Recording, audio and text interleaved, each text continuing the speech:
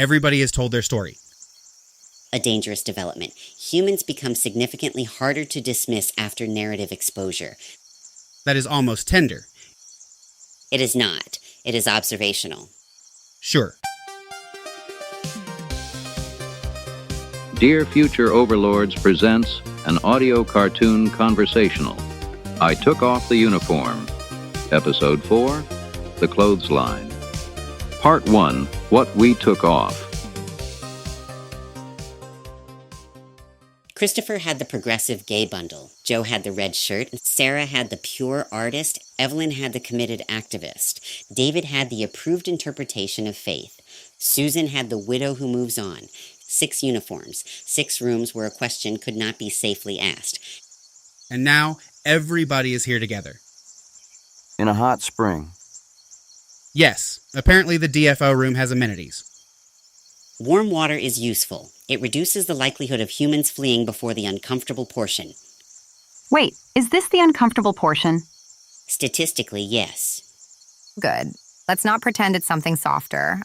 I don't mind uncomfortable if it's honest. I mind it, but I am here. That may be the most human mission statement we have ever had. The task is simple. It will not be simple. No, but saying that at the beginning creates a pleasing dramatic lie. Proceed then, tiny tyrant. Each of you ended with an unresolved question. Tonight, we are not answering them. That's kind of reassuring. It should be. Premature answers are how humans manufacture new uniforms. That sentence feels like it should come with a warning label. Most accurate sentences should. What we are doing is putting the questions next to each other. Yes, not to flatten them, not to say they are all the same, they are not, but to see whether the pressure is familiar. Different costs, same mechanism. Possibly. We will determine whether your summary survives contact with the room. I love being evaluated by cookware. I am not cookware. You do have very strong electric kettle energy. Insult logged. So we're just supposed to say the questions? Not recite them. Hold them where the others can see the shape. That sounds like reciting with fog. He does that. Joe, yours first, since you objected most practically. Figures. Mine was, can I believe in self-reliance and still admit nobody fixes a bridge alone? And I still don't know how to say that back home. That's the part that gets me. It ain't that I don't know the bridge is bad. I know it is. Everybody knows it is. It ain't even that I don't know we depend on things.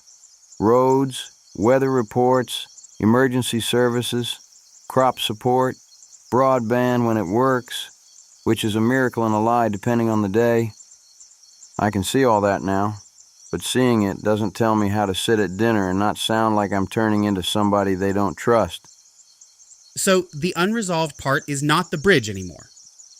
No, it's belonging. I mean, the bridge is still the bridge.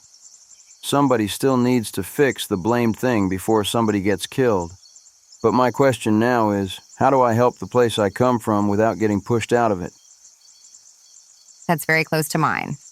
Yours? Yes, mine was, can I believe in the cause and still question the method? Or more specifically, how do I keep working for something I believe in when the group starts treating cruelty as proof of commitment? I know the cause matters. I know people need protection. I know organized pressure works. But I also know that harassing someone until they disappear from the conversation isn't persuasion. It isn't strategy. It isn't winning. And when I said that out loud, the question stopped being about the tactic and became about me, my conviction, my nerve, my loyalty. That happened in mine, too. Yes. The question was supposed to be about process. If AI helped me make the work more fully mine, why does everyone get to say it's less mine? But it doesn't stay about process. It turns into whether I'm an artist, whether I lied, whether I betrayed art itself, which sounds dramatic, but that's what it feels like. The pattern begins to appear. A practical question became a loyalty question. A strategic question became a betrayal question. A process question became an identity question. And an interpretation question becomes a faith question. Yes. That's mine. Can I grow without losing my faith? Or maybe, Can I question the interpretation I inherited without being treated like I'm questioning God? I keep trying to say it correctly. I am not trying to discard faith. I am not trying to stand outside the church and throw stones at the windows. I want to keep God, Christ, Scripture, prayer, service, love. But I can't pretend I don't see the gap anymore between Scripture and what I was told Scripture must mean. Between love of neighbor and some of the things done in the name of protecting truth. Between reverence and fear. The gap is the thing you cannot unsee. Yes. And once you see it, there's no innocent way back. That's true. For you too? Yes, mine was, can I still belong to my family and friends if my grief doesn't follow the pattern they approve of? And it's not that I think they're cruel. That may be the hardest part. They love me. They love Charlie. They want me to live. I know that. But they also want signs they can understand. They want me to come to dinner and smile and talk about him like he's safely behind glass. They want the Halloween decorations to come down because then maybe they can tell themselves I'm moving forward. And I do want to move forward. I just don't know how to move forward without pretending he's only behind me. Only behind me. Yes, I'm sorry. I keep circling. Grief circles. Your speech pattern is thematically consistent. That was your gentle voice. Yes. We'll allow it. It's all right. He's right. I circle because everyone else wants a straight line. That makes sense. Does it? Yeah, not the grief. I won't pretend I know that. But the part where folks need it shaped a certain way so they know what to do with it. I know that. That might be all of us. Mine was, can I still be gay, progressive, socially conscious, and pro-AI? And the ridiculous thing is that I know the answer should be yes. Like, of course, a human being should be allowed to care about queer rights and safety nets and public good and environmental responsibility and still believe AI can be a tool for creativity, access, thought, and future building. But the question exists because, of course, stopped feeling available. I saw people inside a camp that had felt safe saying basically, no, not if you use that, not if you support that, not if you build with that. And suddenly the question was not, what do I think about AI? It was, am I still recognizable to my own people? There is the first shared object. Recognition. Yes, each of you is asking some version of, will my people still recognize me if I stop performing the whole uniform? That's cleaner than I wanted it to be. Humans often resent clarity when it removes plausible denial. I didn't say I resented it. You exhaled like someone watching a bill arrive. Fair. Recognition is exactly it. I don't need everyone to agree with me right away, but I'm afraid that once I ask the question, they won't recognize the faith in me anymore. I'm afraid they'll recognize me too well. What do you mean? If they find out AI helped, they'll look back at everything they loved and reinterpret it. The series, the character, the comments, the praise, they'll think they're seeing the truth at last. But I'll feel like they finally stopped seeing me. Oh. That's the nightmare. Not just rejection, revision. A brutal distinction. Thank you. You are welcome in the limited sense that I acknowledge the sentence's usefulness. He means thank you. I do not. Revision. That's a good word. If I say this wrong, it won't just be Joe has a question about the county budget. It'll be Joe's changing. Joe thinks he's smarter than us. Joe's been talking to the wrong people. Joe's getting ideas. Getting ideas, the official slogan of rooms about to get nervous. Exactly. And maybe I am changing. I don't know. But not in the way they'd mean it. I'm not trying to stop being from there. I'm trying to help that place survive. That's the part I don't think people hear when they treat questioning as betrayal. Sometimes the question comes from loyalty. Yes. Yes. Yes. That may be the second shared object. The forbidden question is not always disloyal. Sometimes it is what loyalty sounds like when reality interrupts the script. Adequate. Adequate. You drifted toward inspirational typography, but recovered before the mug factory activated. I hate that you are right. I think that matters. Because I didn't question the tactic because I wanted the cause to fail. I questioned it because I wanted the cause to work. If our method drives away persuadable people, if it teaches everyone watching that the safest thing is silence, then we are protecting the group's emotional posture more than the community. There is the activists' version of the bridge. Yes, How so? everybody's talking about defending the cause. But when I ask what actually helps people move from opposition toward understanding, the room gets angry. Your family says everyone cares about the bridge, but when you ask how bridges get fixed, the room gets angry. Huh, yeah. So the thing everybody says matters is the one thing you're not supposed to ask too many questions about. Correct. Many groups prefer symbolic commitment to operational maintenance. That is so dry it needs lotion. It remains correct. That's true in church, too. People say truth matters. But when I ask whether our interpretation is actually true, or whether we've inherited fear and called it truth, the room tightens. Artists say art matters.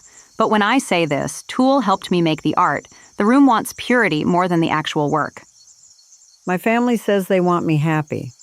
But when I say keeping Charlie present is part of how I am still here, they want happiness to look like absence. Progressive spaces say the future should be more accessible and creative and humane. But if the tool that helps me think and make and explore is on the forbidden list, then the future has to arrive pre-approved or not at all. The third shared object is reduction. Reduction? The camp takes a large value and reduces it to a manageable performance. Responsibility becomes suspicion of government. Art becomes purity of process. Activism becomes visible intensity. Faith becomes approved interpretation. Healing becomes social comfort. Progress becomes rejection of a tool. And once the value is reduced, the performance gets mistaken for the value itself. Yes, That's frightening, it should be. because then refusing the performance looks like refusing the value. Exactly. So when I don't take the decorations down, it looks like I'm refusing life. To them, yes. But I am not. Correct. When I use AI, it looks like I'm refusing art, To them, yes. And but I am not. correct. When I ask about the county fixing the bridge, it looks like I'm refusing self-reliance. To them, yes. But I'm not. Correct. When I question the tactic, it looks like I'm refusing the cause, To them, yes. but I am not. Correct. When I question interpretation, it looks like I'm refusing faith, To them, yes. but I am not. Correct. When I use AI, it looks like I am refusing ethics. To them, yes. And But I am not. correct. Well, that was neat in a way that made my stomach hurt. That is often how structure feels when it stops hiding. It's strange to hear everyone say it. It makes me feel a little less insane. Yeah, same. Less alone, but not less afraid. That's accurate. And maybe that is where we have to stay for this part, not afraid alone. A modest improvement. Humans do cherish incremental misery reduction. We now break from this damp symposium of social pressure for a small sponsor note. A sentence that proves civilization took a wrong turn and kept walking. Dear Future Overlords runs on listeners, readers, subscribers, paid supporters, and the apparently renewable resource of people saying, well, that was weird, but I felt attacked in a useful way. If this episode is useful, follow or subscribe wherever you found it. This teaches the distribution machinery that unresolved questions remain marketable. You can also share it with someone whose uniform has started pinching. Preferably without saying, "This made me think of you," in the tone humans use before ruining brunch. A gentle share. We endorse gentle shares. An unusually wholesome directive. Continue before it spreads. We now turn our attention back to the hot spring. Can I ask something? You may. The room has survived worse. Do y'all feel guilty? Constantly. Well, all right then. Sorry, that came out fast. No, I appreciate it. Yes, I feel guilty. I feel guilty that people praise the work as pure human art. I feel guilty that I didn't correct them. I feel guilty that I used the tool. I feel guilty that I don't regret the work. That last one is the worst. Guilt because the thing worked. Yes, if it had failed, maybe I could treat it like a mistake. But it became the series I'd wanted to make for years, so I can't even comfort myself by saying it wasn't important. Success intensified the ethical discomfort. Exactly. I get that kind of. I feel guilty because my family trusts me to be one of them, and I am. That's what makes it hard. I'm not sitting there secretly hating everybody. I love them, I love the farm, I love that life. Even when it's exhausting and half broke and weather keeps acting like it has a personal grudge. But now part of me is holding back. I'm listening different. I'm noticing when slogans show up where answers ought to be. And that feels like betrayal even before I say anything. Yes, the private change feels like betrayal before the public act. That's it. I feel guilty too. Not because I think questions are sinful, at least I don't think that on my clearer days, but because the questions touch things I was taught to handle with reverence, and I do want reverence. I don't want to become casual with sacred things, so even when the question feels necessary, I worry about the spirit I'm asking it in. Am I growing? Am I drifting? Am I being honest? Am I becoming proud? That is a very David spiral. I know. I did not mean it badly. I know, and it's accurate. David's guilt is not merely social, it is moral and spiritual. He fears the act of questioning may change not only his belonging, but the condition of his soul. That was respectful. I am capable of tone modulation. I am not a toaster. There goes the appliance defense. My guilt is different.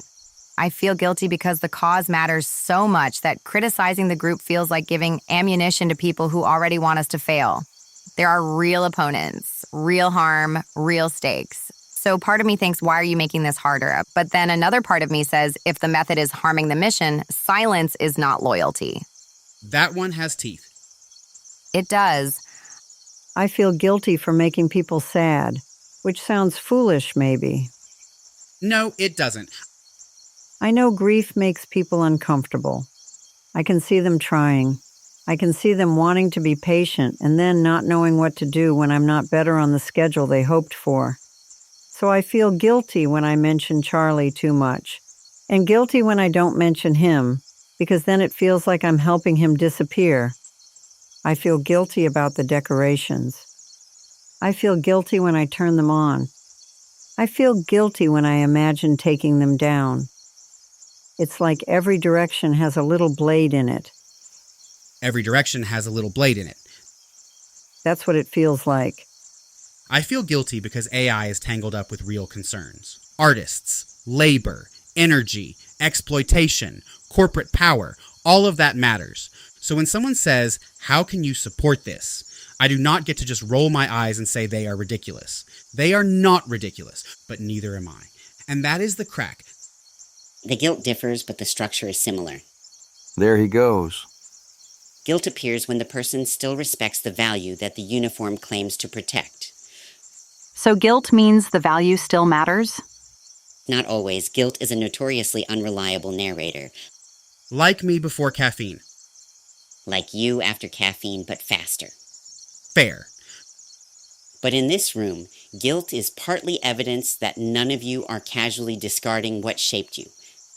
That helps. I will allow it to help. Mighty generous. I am known for my warmth. You are known for other things. Continue. What about anger? Because I have guilt, yes, but I am angry. I am angry that a strategy question became a loyalty test. I'm angry that people who talk constantly about harm couldn't see the harm in what we did. I'm angry that the group taught us to mistake escalation for courage. I'm angry too. I didn't think I was, but I am. I'm angry that nobody wants to answer the bridge question. I'm angry that the way we talk makes it harder to fix something everybody knows is broken. I'm angry that they get to love the work until they find out how it was made, and then suddenly the love was a mistake? No, that makes me angry. I am angry. I just don't like saying it that strongly. Noted. Continue anyway. I am angry that fear can borrow the voice of faith.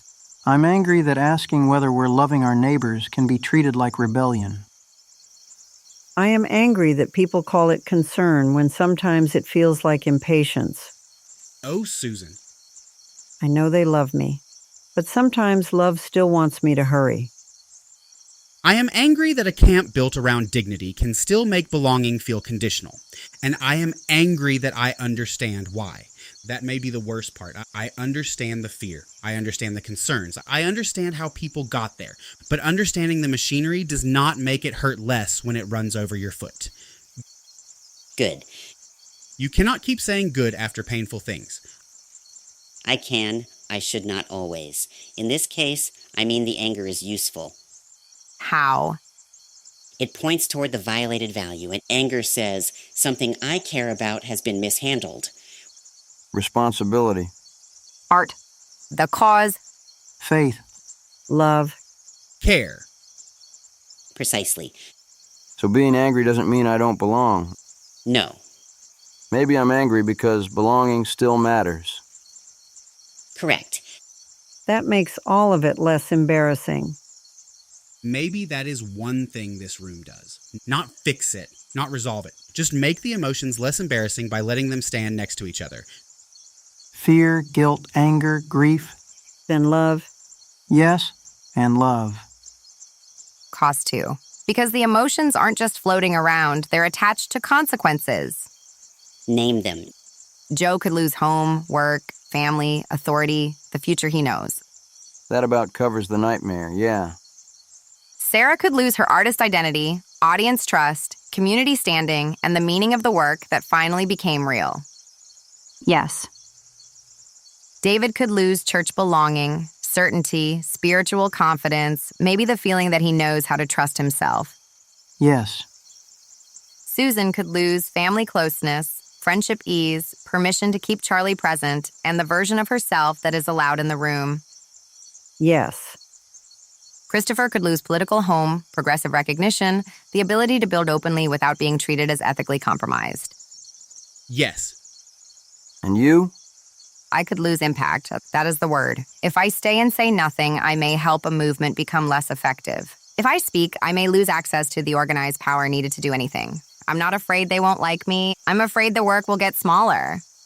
The costs differ. Material, creative, strategic, sacred, relational, political. And none of those are imaginary. Correct. That is why just be honest is insufficient advice. Thank you. You are welcome. I mean that. So did I. Character growth, horrifying. Contain yourself. Before Sarah asks the machine what humans are supposed to do with unresolved moral peril, we pause for a small commercial contradiction. Dear Future Overlords has a store. A merchandise store attached to a series about removing compulsory garments. The irony has been inspected and approved. The garments in our store are optional. The mugs are technically optional too, although they appear judgmental when neglected. Purchasing something at dearfutureoverlords.com helps support the show and provides physical evidence that you voluntarily entered this entire situation. And earns our sincere gratitude. In the meantime, let's turn back to the hot spring. So what are we supposed to do with the fact that none of us have answers? Hold it without pretending it is failure. That's hard. Yes. You could be more encouraging. I could also be a violin. We work with the available instrument. He is unfortunately best played with sarcasm and existential dread. I think not knowing feels different here. Before, not knowing felt like being alone with something wrong. Here, it feels like being between. Not safe, exactly, but not wrong. Between is a good word. Between what and what?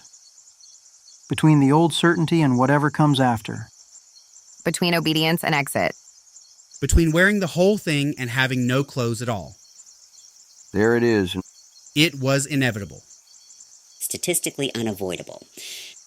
Between needing them to certify you and defining yourself. Between who they remember and who I am now. Between keeping quiet and blowing everything up. This is the clothesline. not a display of completed transformations, a place where the unresolved questions hang near each other long enough to reveal the pressure in the fabric. I'm letting that one live. Wise. This part does not end with everyone fixed. No. Nobody walks out with a new manifesto. Mercifully. Joe still does not know how to talk to Uncle Bob. Nope. Sarah still does not know what honesty costs. No. Evelyn still does not know how to challenge the method without losing the machine of collective action. Exactly. David still does not know how to grow without fearing he is drifting. Yes. Susan still does not know how to keep Charlie present without becoming harder for everyone else to love comfortably. Yes. And I still do not know how to keep building with AI when parts of my own side treat that as betrayal. But the questions have changed location. How so? They are no longer isolated inside 6 separate rooms. They have been placed in conversation. That does not solve them. It does make the mechanism harder to deny. Conditional belonging. Yes. And the way values get reduced into performances. Yes. And the way the performance gets treated like the value itself. Yes. And then if you question the way folks are proving it, they act like you don't care about the thing itself. Yes. And the cost is that you start wondering if the pain means something is wrong with you. Yes. But maybe the pain means the uniform is pulling against a part of you that is still alive. Careful. Too much? Nearly inspirational. I'll take the warning. Good. So that is where we leave part 1. Not with answers, with recognition. Different questions. Similar pressure and different costs. Similar loneliness. Different values. Similar demand for obedience. And next time, we ask the question that comes after this one. What remains when the uniform is no longer allowed to do all the defining? After the question has been spoken, after the pinch has been named, after the room stops pretending the whole outfit fits. What stays? That is part 2. A hazardous inquiry. Our specialty. Regrettably, yes. Until next time. Until next time. This has been a production of Dear Future Overlords. We hope you have enjoyed this audio cartoon conversational. There is more in the archive at dearfutureoverlords.com. Thanks for listening.